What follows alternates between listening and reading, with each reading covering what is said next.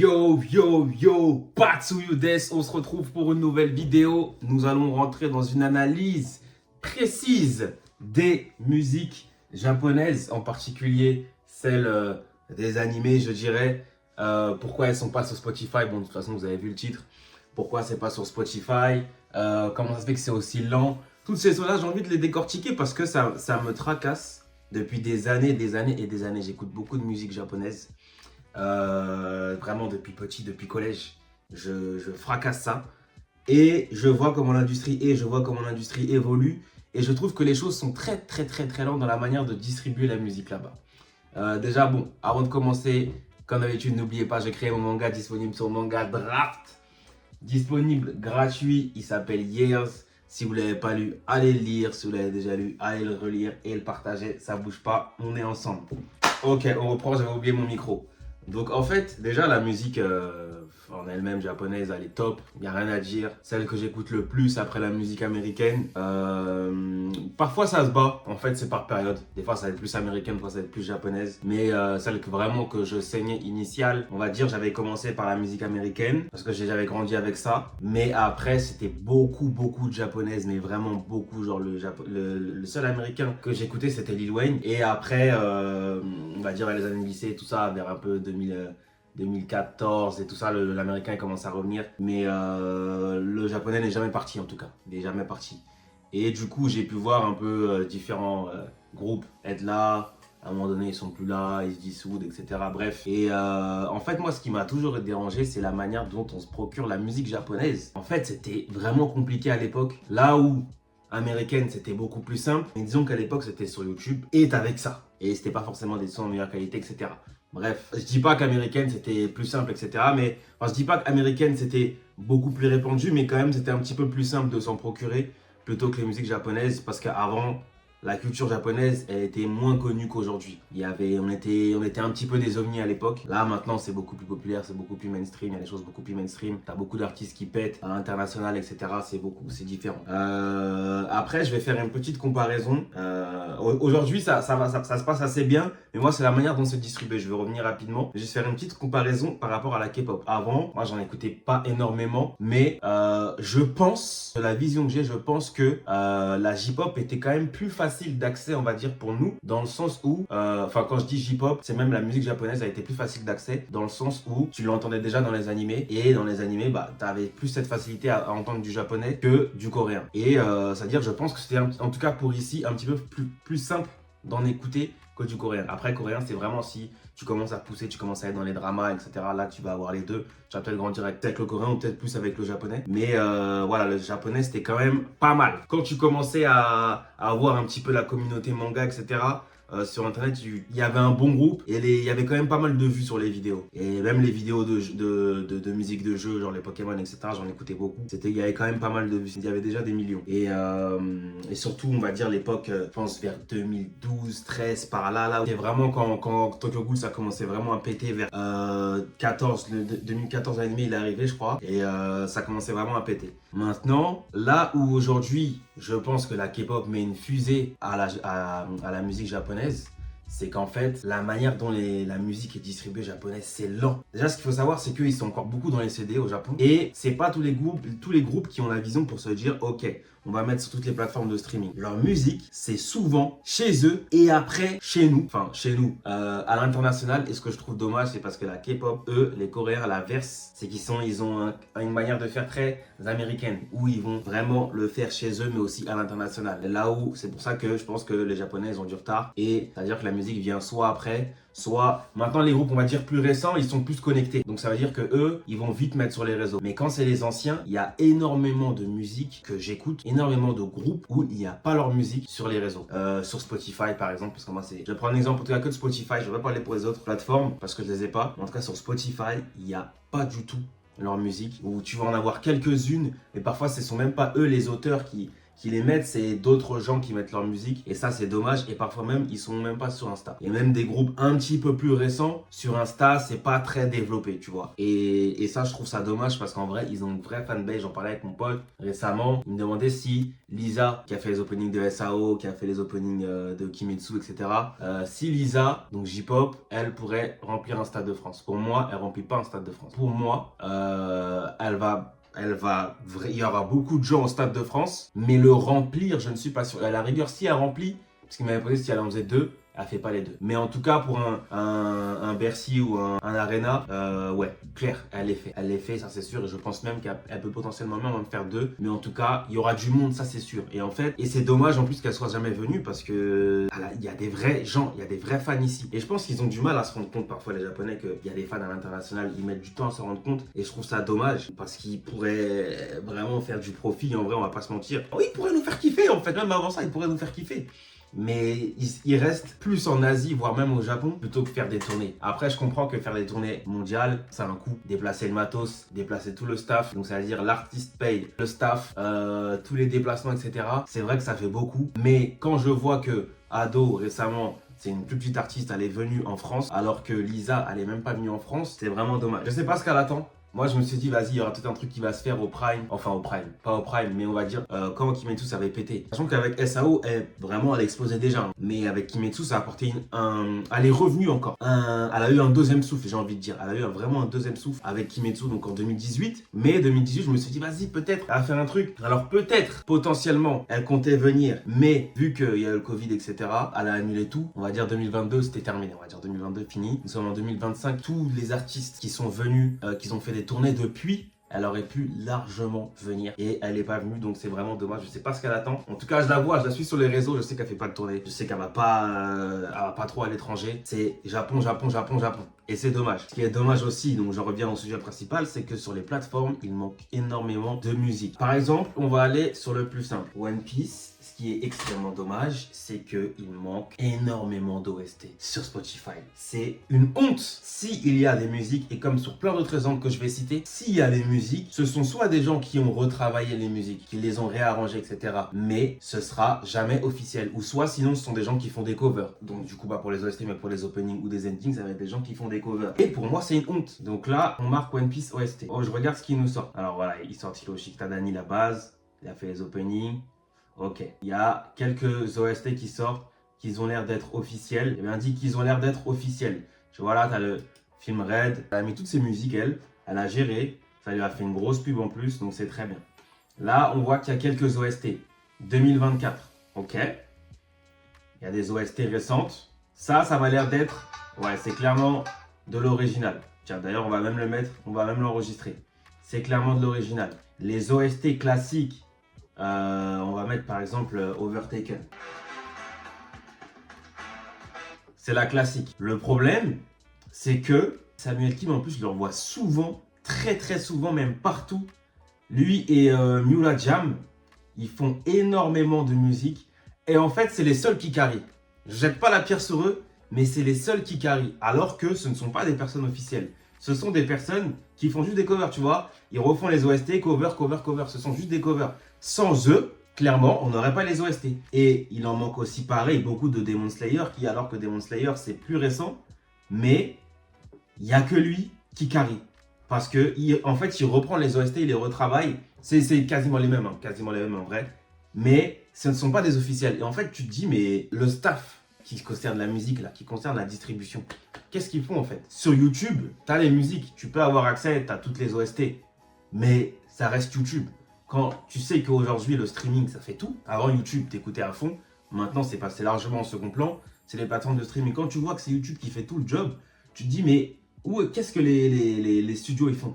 Et en fait, ça, c'est ce que je trouve vraiment, vraiment dommage. Parce qu'il en manque énormément. Même un animé comme Demon Slayer, qui est récent, tu te dis, vas-y, potentiellement, t'auras plus d'OST, enfin, t'auras potentiellement tout, parce que c'est plus récent. Mais non, c'est très difficile d'en trouver. Tu marques Demon Slayer, je sais pas, vas-y, Demon Slayer OST. En ce qui concerne opening, ending, ça, il y a tout. Ils font le job. Les artistes, ils ont fait le job. Ils ont bien distribué leur musique. Ça, il n'y a pas de souci. Mais alors, pour trouver les OST, c'est notre paire de manches. Alors que, par exemple, quand c'est du Haikyuu, quand c'est du Bleach, My Hero Academia, Shingeki no Kyojin par exemple aussi, très accessible. Je crois même t'as Frieren aussi, très accessible. Elles sont toutes là les musiques, tu vois. Les artistes Hiroyuki Sawano, etc. Ils ont vraiment fait tout le travail. Là où, pour moi, ça c'est une erreur, c'est par exemple là j'ai marqué Demon Slayer OST. Ok, Demon Slayer OST. Ils m'ont sorti ça. Le problème, c'est que vu que c'est écrit en japonais, ça ne rend pas accessible. Parce que parfois, tu vas marquer un titre d'une musique, il n'y aura pas. Tu vas le marquer en japonais, tu vas le trouver. Sauf que c'est pas tout le monde qui écrit en japonais. Et c'est pas tout le monde qui va se dire, tiens, je vais aller chercher en japonais. Et le fait de ne pas le mettre en lettres romaines, il n'y a que les japonais qui ont accès ou les gens qui parlent japonais. Et encore une fois, ça fait que c'est bridé. Et c'est bête de réfléchir comme ça. Tu vois là, tu as pas mal d'OST. Ils n'ont pas mis par exemple le dernier du film. Mais en tout cas, tu trouves quand même pas mal d'OST.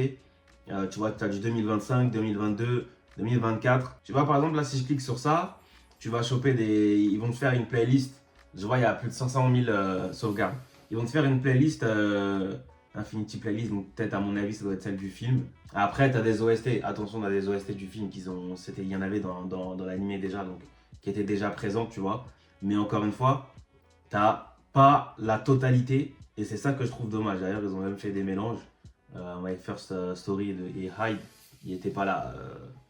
Il n'était pas là dans l'animé, dans le film, mais bref, c'est pas grave.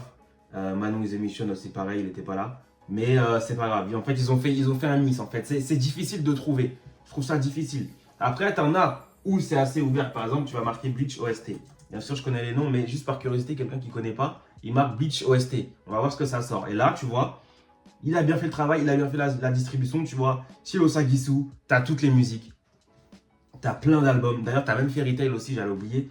Fairy Tail, t'as tous les albums, tu vois, de tout ce qu'il a fait, tout son job, il a mis. Et ça, c'est un oui. T'as du Bleach, t'as les récentes saisons.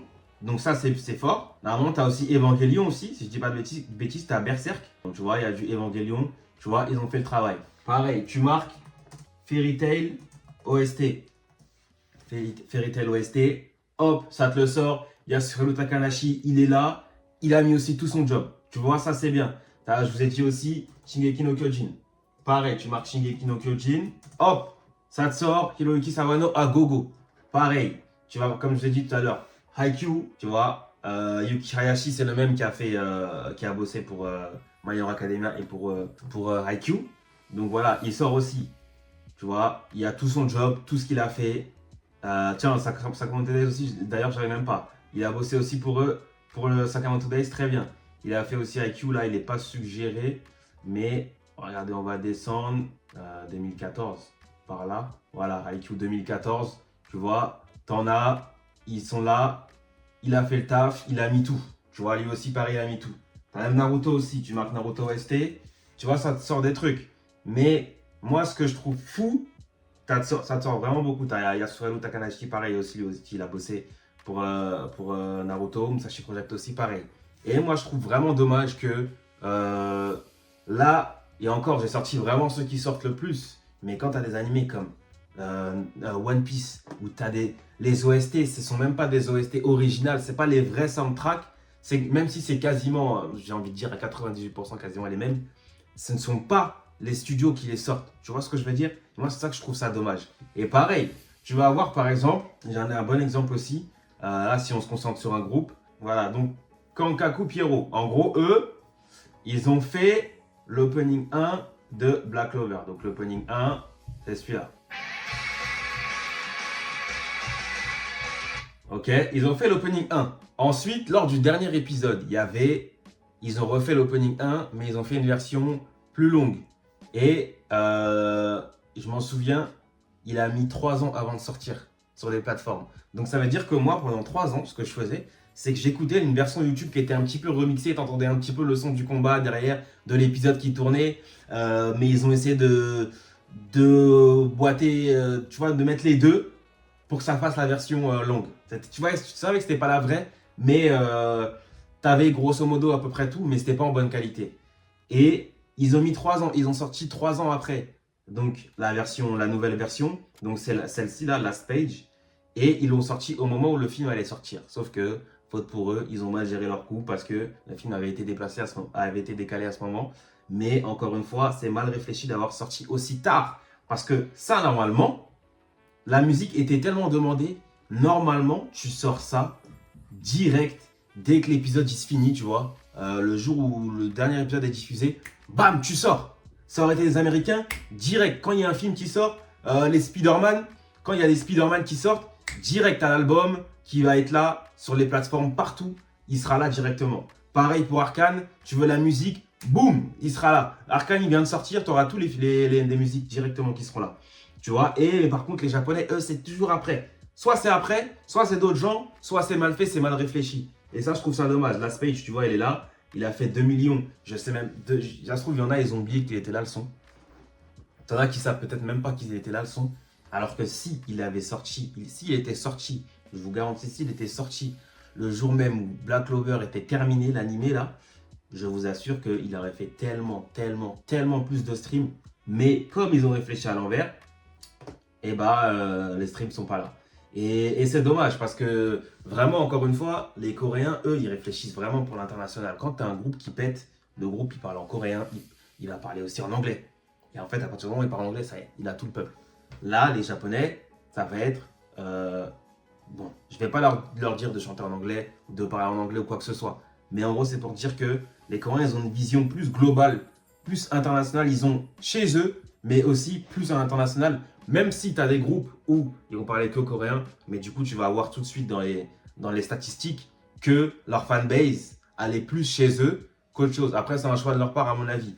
Par exemple, tu te répands plus. Par exemple, si par exemple, un groupe japonais, s'il va commencer à avoir un style un peu international, un petit peu américain, un petit truc, une vibe, tu vois, ça va prendre direct, ça va péter. Par exemple, si vous prenez Creepy Nuts, je pense que vous connaissez, ils ont explosé. Bon, ils étaient déjà là, mais ils ont explosé avec l'opening 1 de Mashal. Cet opening, il a explosé. Ils ont une vibe, sachant qu'en plus, il y a une grosse traîne sur TikTok, etc. Non seulement TikTok, en fait, quand tu écoutes leur musique, ils ont une vibe qui n'est pas seulement japonaise. Et c'est pour ça que je dis que quand ils ont un truc de international, quand ils ont cette ouverture musicale ou cette ouverture d'esprit-là, qui ne s'arrête pas seulement au Japon, ça va encore plus loin.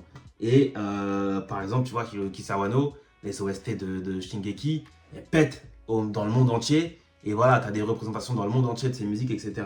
Et c'est parce qu'ils ont cette vision d'aller à l'extérieur. Et à partir du moment où tu as cette vision à l'extérieur, d'aller à l'extérieur, ça prend.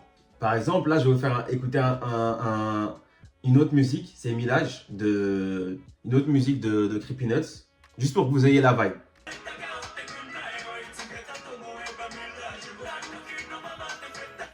Là, ils sont partis sur une sonorité avec des vibes africaines. Est-ce que vous vous rendez compte? Et c'est très, très, très, très rare pour les Japonais de faire ça. C'est très, très, très rare. Et là, ils sont à 24 millions. Et pourtant, et dont moi, j'ai écouté et je stream à mort la musique, alors que l'animé, je ne l'ai pas regardé. Et sachant qu'en plus, eux, là où pour moi, ils doivent vraiment avoir cette vibe et cette réflexion d'aller à l'international, c'est que les animés ne sont pas seulement regardés au Japon. Ça veut dire que peu importe ce que tu fais, tu sais que l'animé, s'il fonctionne, ça peut exploser. Sachant que la musique, ça a une puissance forte dans le domaine de l'art. Et en plus, combiner un animé, à la fois la musique peut faire péter l'animé, comme l'animé peut faire péter la musique. T'as plein de gens, je pense, qui ont écouté Bling Bang Bang là, de l'opening de Mashal. Mais je pense qu'il y en a plein. Je crois que c'est d'ailleurs l'opening 2. Je sais plus si j'ai dit l'opening 1 d'ailleurs. Bref, t'en as plein, je pense, qu'ils ont écouté la musique et qu'ils ont fait la traîne, mais qui n'ont pas regardé l'animé. Il y en a plein, c'est sûr et certain. Tu vois?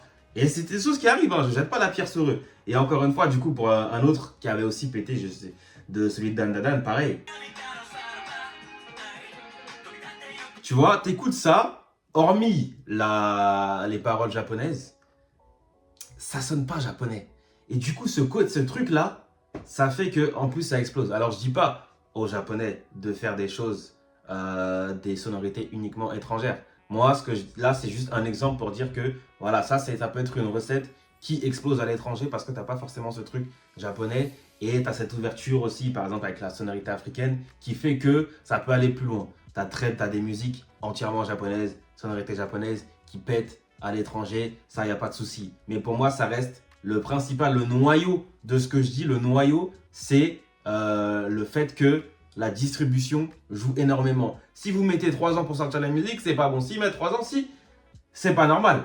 Si les un One Piece, un grand One Piece comme ça là, t'as même pas les musiques sur Spotify, où t'en as plein qui manquent, c'est dommage.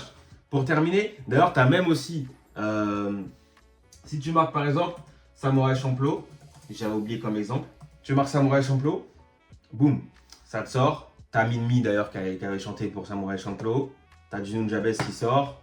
Ok, Force Nature, tu vois, ça sort. Et Nunjabes, ce qui est bien aussi, c'est qu'il y a beaucoup de ces musiques dont lui aussi, il a fait le job. Et ça, c'est bien. En fait, c'est distribué, même si c'est des musiques qui datent, tu vois. T'as du 2005, 2015, 2003. Elles sont là. Et c'est ça qui est important. Je crois même d'ailleurs, j'ai oublié, t'as aussi Hunter x Hunter, tu vois. T'as plein d'animés. Mais t'en as aussi beaucoup qui manquent et tu te manges du coup des covers, des gens qui carry et c'est dommage. Moi, ce qu'il faut savoir, c'est que je fais mes playlists animées, ok.